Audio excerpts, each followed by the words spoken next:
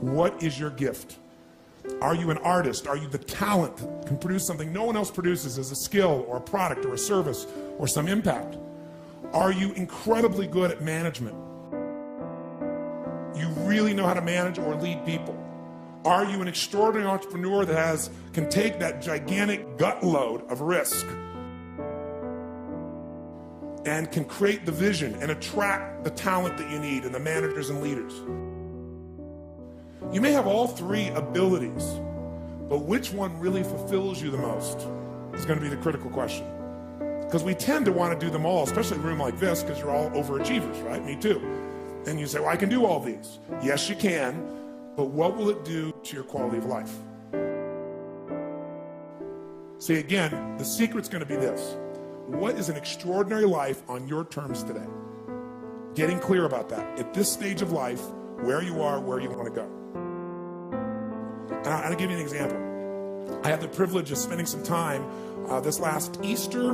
It happened to be that weekend. I got invited by the Dalai Lama for a really intimate group of people. They had a large conference, but initial meeting the day before was with about 45, maybe 50 people. And who was invited were a group of leaders from around the world in different areas, but primarily the people that were invited that were leaders in the Muslim world, leaders in the Christian world, and leaders in the Jewish world, called together by Dalai Lama in San Francisco. And so I got to sit in this room and really mostly witness, because I wasn't one of those leaders of one of those great traditions, obviously. But the interesting thing was watching these people, and we're together on the weekend of Easter, the birth of Muhammad, and Passover. I mean, it was fascinating being there. Just happened, bam, it's all happening at the same time. You have all these people together. And the Dalai Lama is a really magnificent man, regardless of one's religious beliefs. You know, anyone who can be an experience where everything in his life was taken from him, and yet still find a way to have a sense of meaning and be fulfilled and not be angry and rageful. I mean, imagine your family being murdered. Imagine your country being taken from you. And for almost, 30, 40, 50 years, you're living in this way. You can't go home. You know, most people would not have a really great quality of life, because what would be going on in their head, in their heart, would make them insane. Because clearly, his life conditions don't match the blueprint of what he thought it was going to be like. And for most people, that makes them crazy. And yet this man who's been through all this truly is one of the most loving human beings you're ever going to meet. He's one of the most generous human beings you're going to meet, one of the most compassionate. Like, he prays for the Chinese soldiers that, you know, have taken over his country, and he doesn't do it like, I'm better than you. He just praises their brothers that their hearts will open, that things will shift through time. He's an amazing man. So he brings all these people together, as only the Dalai Lama can do, and he's very self-effacing, and he's very humorous. And you have all these people in the room. In the beginning, everything is really wonderful because, you know, everyone's getting together to discuss how do we get our great traditions to work together. And sure enough, people get up and they talk about who they're representing and what their, you know, sect of that particular religion is and the impact and how many people are there. And it becomes kind of a significance fight, like a group of business people getting together, fighting for position sometimes. And at one point, it got a little bit heated. And the Dalai Lama sitting in the chair, and people go back and forth, back and forth, back and forth. And I'm thinking, wow, how's he going to handle this? And he did this. He raised his hand like a school child. And everybody's talking. He just kept his hand up like this, little smile, right? And then finally, the room kind of got quiet, and then somebody called on him. And he said, Your Holiness, and he said, we all represent such magnificent traditions. We represent millions, hundreds of millions of people around the world. And he said, we'd all have to agree that at the core, all these people, regardless of the tradition they're following, they have certain things in common as human beings, as brothers and sisters of humanity. And he said, I would say and suggest that what they all want, regardless of their tradition, is one thing: to be happy.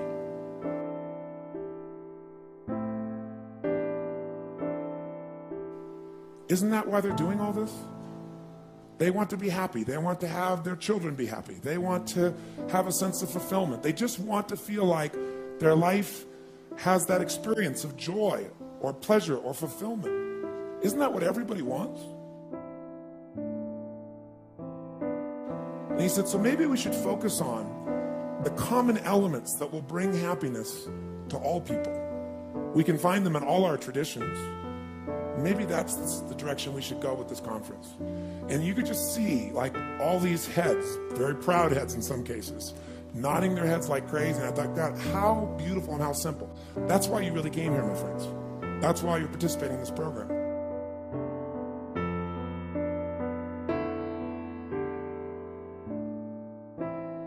At some level, you have a blueprint, a mindset, a belief system, a philosophy, a set of values that says, if I master this thing called my life or my enterprise, then I'll have this great feeling. But what's really interesting about life, I believe that extraordinary life, however you define it, has two master skills to it. The first skill is the science of achievement. Most of you in this room have achieved enormously at various levels of business, or as an individual artist or talent, or as an entrepreneur, or as a manager or leader, as an investor. I mean, everybody in this room, most of you in this room, have really hit the jackpot by most of the world's standards, even though most of you think it's still not enough. But the science of achievement is a skill. It is a science. There are laws. So achievement, even this course, to me, that achievement is, business is a spiritual game. That's what I believe. It's a spiritual practice. A lot of people think it's business. Oh, that's money. That's this horrible thing over there. And that's one of the reasons that they never get really passionate about it. I'm a very spiritually driven, purpose-driven man. But the reason I love business is I see business as the ability to take the invisible and make it visible.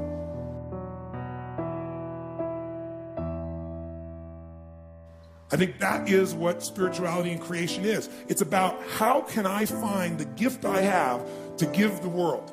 And how can I give it in a way that truly adds value? Not I think adds value, but the people receiving it, they vote with their feet and say, this truly makes a difference in my life. This is something I value. And then because they become a customer again. Because they're thrilled with it. Because they become a raving fan, not just a satisfied customer. Satisfied customers will leave you. Raving fans will stick with you. How many of you here, when I say the word, let's say, Microsoft, give me the emotion with sound that you associate with Microsoft. Quick, go. Go ahead. If I say Apple, give me the feedback. Did you? Apple, do it again. No, I didn't lead you in any way. Apple made every mistake they could possibly make to go out of business.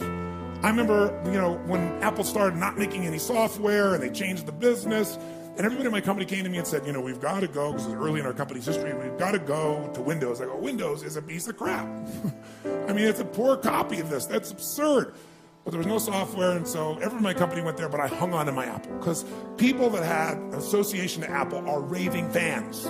They stuck by it, and now they got their iPods, and now they've got, their magnificent computers, and they know they got the best computers in the world. They just smile and laugh. But you notice, when most people associate to Microsoft, even though it's the biggest player in the world, you can just hear by the emotion, Some people get pissy about it. Very few people you'll ever meet that are pissy about Apple, except people from Microsoft. The point is, one is a satisfied customer at best, the other's a raving fan. If you're going to play the spiritual game of business, the spiritual practice, think about how fast can I take what I envision and make it real? How can I find my form of service, my gift, and give it in a way that is most impactful? That's really what this is really all about. Now, the second, and remember I said this is a science to achieve, and we're going to go through that science. How do we create a sustainable system that makes that happen? But the second skill of life is less focused on, and if you're going to have not only management, but create and grow an extraordinary life, you've got to master the second. And that second master skill is the art of fulfillment. The art of fulfillment. And the art of fulfillment, I call it an art because art is like what one person thinks is beautiful, somebody else may think is ugly. But what you have to be able to do is find out what is it for you that's going to fulfill you. And I'll tell you, there's two primary elements to that. You've got to figure out what is your gift that's going to give you a sense of meaning, because you can't be fulfilled without a sense of contribution. You can feel happy. Happiness for most people is temporary, like pleasure. Eat a chocolate cake, make love, score a point in the game, get the trophy, take your business to the highest level, make the money. There's a moment in which, or maybe a day or an hour, or I don't know how long it lasts for you, but when you achieve those results, will you feel happy? How many know what I'm talking about here? Say I. And how long does it last? I can remember a day when I was on stage. I was in New York City. I was doing what I loved. I was, giving an event, and there was 18,000 people. And I was in the mode of doing what I love, filled, going for it, full tilt. And during one of the stretch breaks, somebody ran up to me and told me our company went public that day, and I made $400 million that day. And I remember, wow, I thought, that is so cool. And then I just went right back to what I was doing, which is what I love most, which is serving people, my passion, lighting people up, feeling it. And then I went home, and I said, oh yeah, God, it's unbelievable, I made $400 million. Yeah, what's for lunch? And I'm not saying that, in a cutesy way or an arrogant way. It's just like what you would have thought would be like the most unbelievable thing. That wasn't as fulfilling as my art, my core gift being given is wonderful. And it's a good thing because later on, it was an internet company and I saw quite a bit of drop in that company, like about 90%, 85%. And so I wasn't completely attached. I wasn't happy about losing that by any stretch, but my identity wasn't tied to it. So it was a hit. It wasn't thrilling, but I knew, hey, if I've done this, I can do it again. Well, what have I learned from this process? But my gift was still there.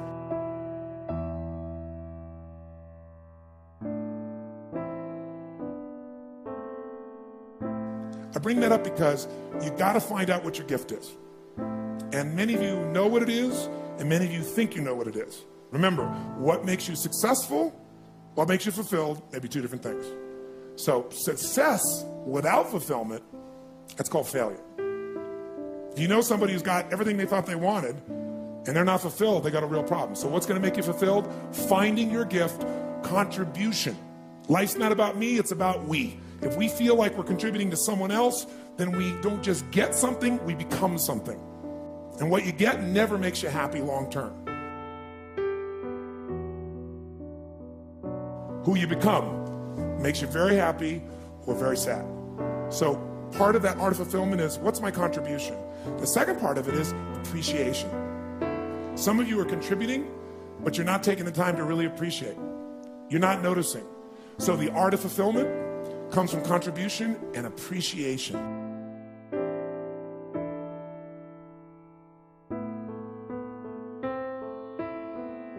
Whether you're the talent, that's the gift you've got, whether you're the manager, leader, whether you're the entrepreneur, find your gift and give it every day with more intensity, more beauty, more love, and more unselfishness, and ironically, you'll fill up even more.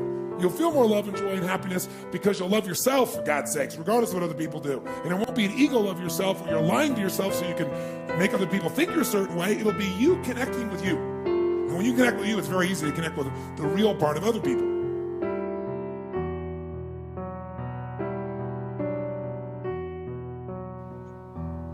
That's what life enterprise management is. I'll give it to you. 3,000-year-old simple phrase. Know thyself. But I'll add one. Then be thyself. You know yourself, but you don't be yourself. You just wasted all your time. Don't make yourself wrong. Engage yourself. Find the gift. I'll give you a perfect example. I have a friend, John McCormick. He owns a company called Visible Changes Hair Salons. I don't know how many he got now, like 75, whatever they are. Very, very successful man. He was Inc. magazine's, Entrepreneur of the Year many years ago. And when I first met him, we had these great conversations, and I asked him about what really changed his life. And this guy was, from the Bronx, or Brooklyn rather, and all of his family members, his father and his father's father, had all been police officers. So kind of picture that culture growing up. What are you supposed to be when you're born? A cop, right? And everything associated cop's important. So that, you like your mother or father, you like your family, they're close and loving to you, and he's a cop, and grandpa's a cop, and the culture's being a cop, you're gonna be a cop. So he became a cop. And as a cop, 19, 20 years old, he found out something about himself that was different than his family. His father relished running into a building where somebody might have a gun to his head and figure out how to talk his way out of it, like when he's working with a crook. He did not have the same gift. He didn't have the gift of desiring to be in a place of such massive uncertainty like his father did. Not at all, not in this context anyway. He might want it somewhere else, but not here. Everybody wants variety, but that's not what he wanted. And one day he was chasing a guy, and he turned around, and the guy had a gun out to his head, and he fired at him and barely missed. And fortunately, his partner got the guy. And the next day he said, I am not being a cop. It ain't worth $20,000 a year to have somebody shooting at me every day. Now, when he did that, nobody in his family was happy about it. But he said, I'm different. I am not going to do that. I'm not. So, interestingly enough, he had a very creative mind, and he liked people. And a long story short, some guy met him and said, it's Christmas time when he quit. He had no money. And he said, how about, you partner with me, a friend of his, and he said, we'll buy a bunch of Christmas trees. He said, I got this money, and I'll give you a third if I got to pay for it. If you want to put money in, we'll split 50-50. And let's take this little, parking lot over here, and it's not even ours. Let's sell Christmas trees there, man. We'll make some money. So he said, well, there's no electricity. The guy says, come on, man. He said, there's a woman next door. We'll borrow her electricity. We'll get a cord from her.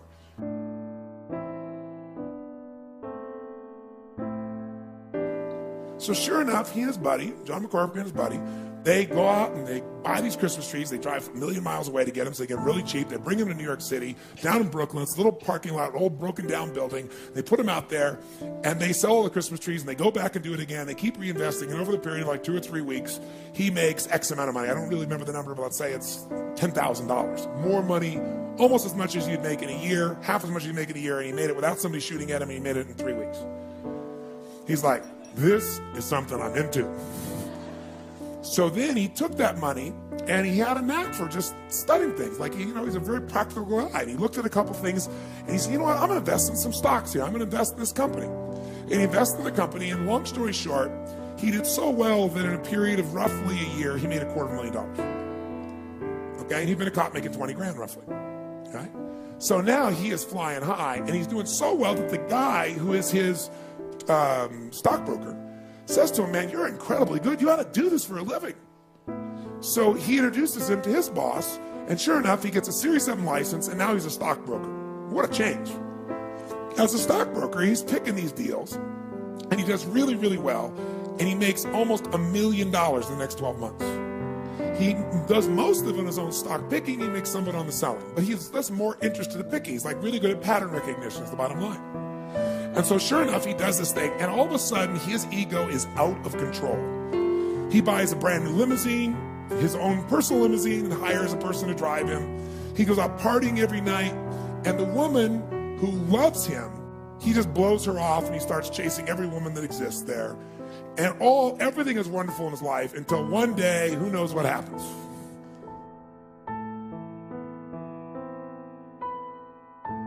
The market crashes, and sure enough, as the market starts to crash, specifically his stocks crash is the most important thing, and he loses everything. Now he's losing everything, but now he's down to pennies again. He's down to like $5,000, and of course he throws all that down too, and he misses there, and he's like, if I could just get some money, I can do it. So he convinces a bank, based on the money he's earned in the last year, to loan him money. And the next thing you know it, he's $250,000 in the hole, owns nothing, his car is repossessed, all his friends disappear, because they weren't really his friends. They were just people that were getting resources from him. And he's completely alone. And now he wants to kill himself. Because, contrast, I've been a millionaire in a year, and I've had everything, and I have no friends, I have no car, I have no home, I have no direction. I don't have a college degree. I'm humiliated, I'm destroyed. So he goes to the beach, right near the pier.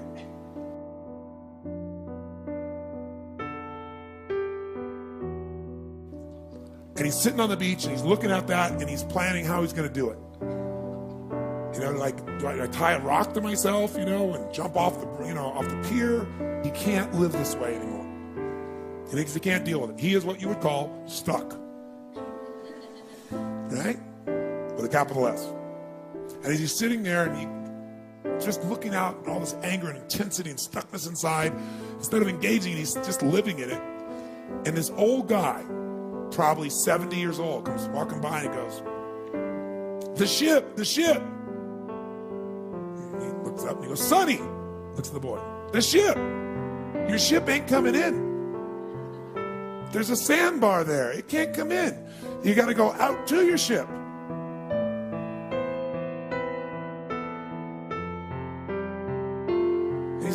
talking about, old man? He goes, your ship, it ain't going to come in for you. You got to go out to it. And obviously, this old man saw what this young man, 25 years old, was doing in his head. It was obviously on his face. And he said, so tell me, why the long face? He said, you really want to know? And so sure enough, John dumped the whole load on him. You know, his upbringing, you know, Brooklyn, growing up, people shooting at him, quitting the police force, the Christmas tree story, right? Making the money in stocks, $250,000, making $1 million, becoming a stockbroker, losing it all, borrowing money from the bank, and now he's worth minus $250,000. And frankly, there's not a reason to live. My friends weren't my friends. The one woman I loved, you know, I went out with everybody else. She's around, but I don't feel worthy of her anymore. And he looked at him and said, can you run? He said, what? Can you run? Well, yeah, of course I can run. He said, you think you could beat me in a 100-yard dash? And he looked at him and said, come on, old man. You're probably, what, 3 times my age? Said, yeah, I could beat you in a 100-yard dash. He said, you want to bet on it? He said, you sound like you're a betting man. He said, well, what's the bet? $50. $50 I beat you in a 100-yard dash. He said, what's the catch? He said, there's no catch. He said, in fact, I'll give you odds 10 to 1. If you beat me, I'll pay you $500. That's $500 is a lot of money, right? He said, but I want you to go. You got the money? He goes, well, no. He said, meet me tomorrow morning. Come back here, 8:30. We'll have our run. Bring the $50. You beat me in a 100-yard dash? $500. I beat you, I get the $50. Deal? Okay, old man. He shook his hand and he told me later, he said, I don't know what this deal is. Maybe the old man just feels sorry for me. It's going to be $500. But for the first time, he had a compelling future. He said the problem is he didn't have $50. So he went home to his girlfriend, the one that stuck by him, right? And he told her the story, and she was like skeptical as hell, but she had $50, so she gave it to him. Sure enough, the next morning, he shows up at 8:30 in the morning, and he's ready. I'm going to get my $500. You know, that's compelling. That's something to look forward to now. Got a reason to live, at least for a day or two. You know, $500 would be a lot of money again. At least I could, you know, maybe I could invest. I could do something, he said. So he gets there, and sure enough, he's waiting, got to show up. Sure enough, he ends up sitting in the same place, looking at the water, and he goes, ready, Sonny? And he looks up and goes, yeah. He goes, you got your $50? He goes, yeah. You remember the odds? He said, yeah. 10 to 1? Yeah, great. He says, now, Sonny, are you strong? Think you could beat me? I said, oh, yeah. He said, now, you ever been to the track? He said, what do you mean? He said, have you ever been to the horse track? He said, yeah. I said, what happens when one horse shows up and it looks a lot stronger than the other horses? He said, well, they handicap him.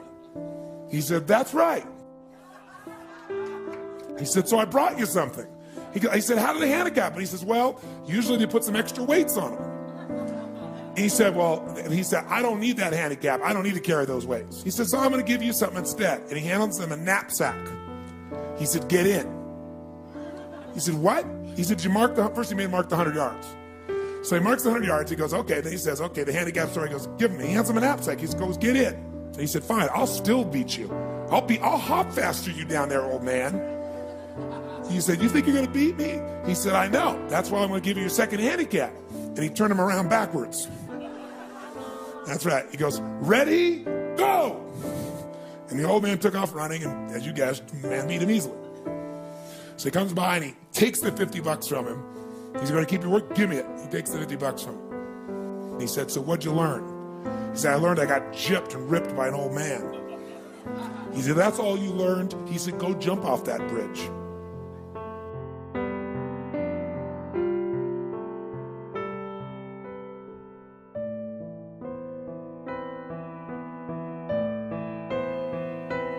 He said, that's all the smarter you are, then you go jump off that bridge. If you're a little smarter than I think you are, you go home and you think about this. You meet me tomorrow morning at 8:30 and we'll have lesson 2. You don't need to bring any money. Just bring the answer to what you just learned. If you give me the right answer, I'll take you to the next level. And John spun out. Walked out of there going, I got conned by an old man. I lost $50 more. I have $250,000 and $50 in debt.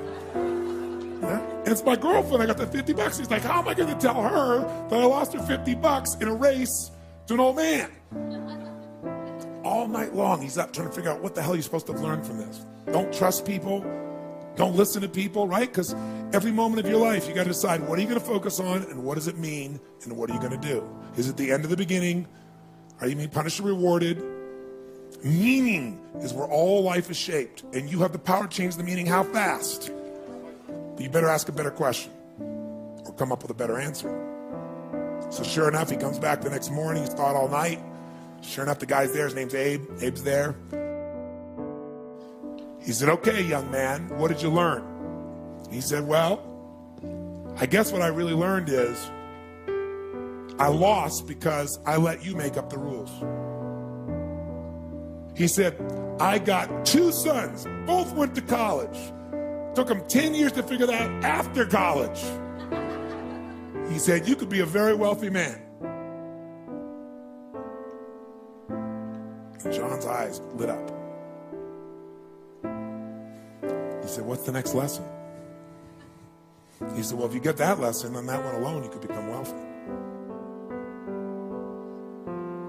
His second lesson to him was, he said, now, tell me what you think your challenge is. He says, well, I don't have any money. He said, well, have you ever done a balance sheet? He said, well, of course I have. He said, I know how to do a balance sheet. He said, great. Well, let's do the balance sheet on your life here. Tell me, what's on a balance sheet? What do you think is on a balance sheet, guys? What do you see? What do you see? Assets and liabilities.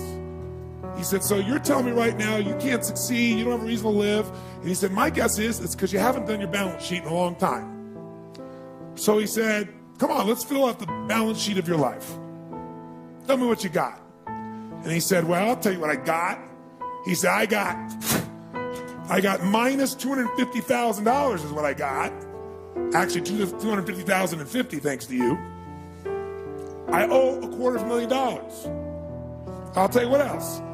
I don't have, a college education. I don't have a degree. I don't have many friends. He went on and on and on, and all of a sudden, Abe shook his head and he said, stop. You clearly know nothing about an asset. So you don't know how to find out what your assets and liabilities are. He said, think about this. You got a balance sheet? What does that tell me when you start with a liability side? Any man that starts with his liabilities before his assets is destined to have pain. He said, tell me some assets. He goes, I don't have any assets. I don't have any money. He said, come on, you have some assets. He said, clearly no one taught you how to build a balance sheet. He said, the first asset you got is that you owe $250,000. He said, any man who can get a bank to loan him $250,000 has assets. He said, so first we got to move it over here. Asset, owe $250,000, which means the bank is invested in me.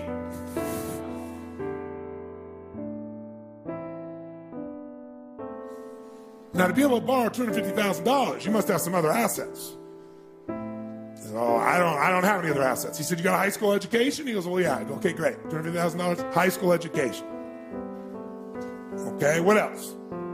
He goes, that's it. I don't have anything else. He said, you speak English? So what do you mean by speak? He said, do you speak English? He said, yes. He said, put it down, speaks English. Do you know how many people don't speak English that come to this country and become multimillionaires? And how hard it is when you can't speak English? Speaks English, he writes down. He goes, all right, what else? He goes, I don't have anything else. He said, do you know currency? And, he says, well, you mean like yen to the dollar? He goes, no, do you know currency? Quarters, nickels, how to put them together to get change. So he goes, knows currency. And he just kept building this thing until there were so many assets and so few liabilities that John got it. He said, you know your way around town. So what do you mean? Do you know how to get around town? You know how to get from one place to the other. You know people don't know how to do that when they come here? You think that's a liability? You have that asset. And you probably know how to do it efficiently. He Did you know how many immigrants have come to this country that don't speak English, that don't know how to make currency, that don't know how to get around the city, and became multimillionaires because they're more focused on their assets than their liabilities? Your turn. Make your balance sheet. What's your goal in a balance sheet? To have a lot more what? Than what? Brings a much higher net worth, doesn't it? How do you feel about your business right now? Well, what if, that whole thing, what if, I don't really have resistance to having to run the business, but it's my vehicle. What's the answer to that question, guys? Get a what? Team. If you want to stay in the business, get a team. Be the primary talent. Find somebody else who's the manager leader. Find somebody else who's going to be more the entrepreneurial side of that. Share what can be built. If you have something that is a real talent, or if you have a real management ability, you can attract the other two people. You can find a talent that you can help promote and manage and lead, and you can certainly get somebody to help fund it, take the risk with you on it, and help you innovate it. That's what we're talking about here. Make sense? Does it sound like something that you're committed to really mastering for your life? Yes, no? Yeah. Give everybody a big hand. Very nice.